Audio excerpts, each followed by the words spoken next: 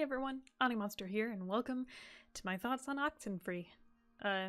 As usual, if you want to just hear my thoughts on the end, go ahead and jump to this time mark.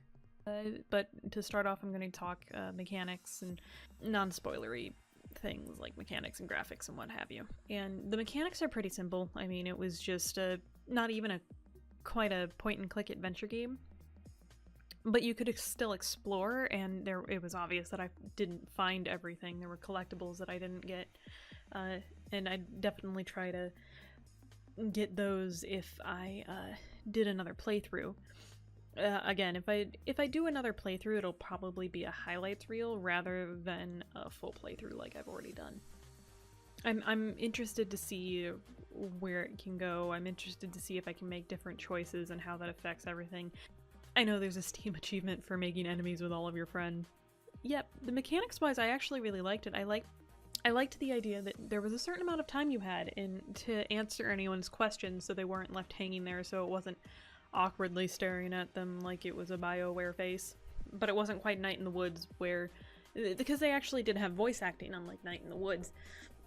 And I liked the voice actors. I felt like all of them did pretty well. But with that voice acting, it left it where the timer on your responses, the fact that you can interrupt people and all that, made the experience feel a lot more organic, which I think really, really helped it. The art style was amazing. I loved it. It was very simple, but it was very pretty. They saturated the colors more than I would have thought. Not to say they were oversaturated, because it's very possible to oversaturate the colors, but whoever did the color work on that obviously knew what they were doing. Like, it was amazing, and it just... I really, really liked it. I kind of wish I could go back and redo the thumbnail for it to make it a bit more in tune with the art style. I feel like I didn't quite do it justice on my thumbnails. If you were just looking for a review about whether or not you should buy it, I definitely think you should. You may want to click away from this video. I will be getting into spoilers. If you kind of like what I'm doing here, go ahead and subscribe, keep checking back, you know, whatever. I don't do these quite as much. They are after I've played the game, and most of the games I do full playthroughs of. Anyway.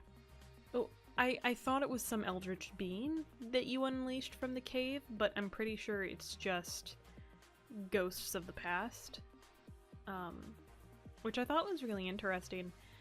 And I know that I know you can save Michael in some way. I don't know how. I'm going to go back and try and do that, but I know you can save Michael in some way. You can close the loop of going to the island. I'm not entirely sure how. That would be part of my highlight reel.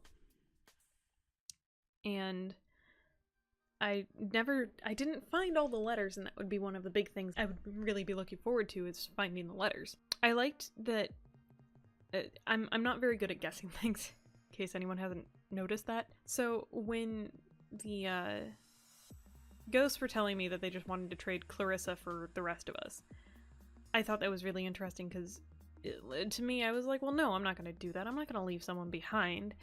Even if this doesn't succeed, I would feel better knowing that I tried to get everyone out than just sacrificing one person for whatever.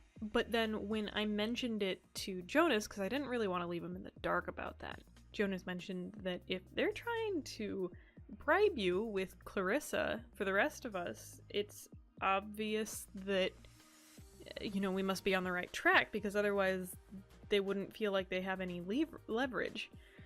Or they wouldn't even try. They would just be like, oh, well, we already have all of you, so whatever.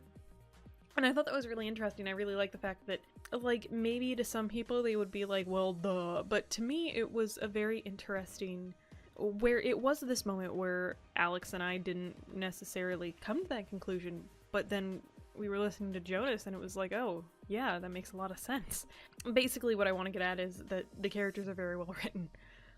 And I love it. I also, adore the fact that I was able to get Ren and Nona together. I'm happy that I was able to save Clarissa too. I kind of wish I would have explored the island more.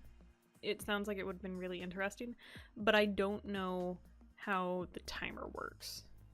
And I kind of wonder if it is possible to just wait out the time, but I don't think it is.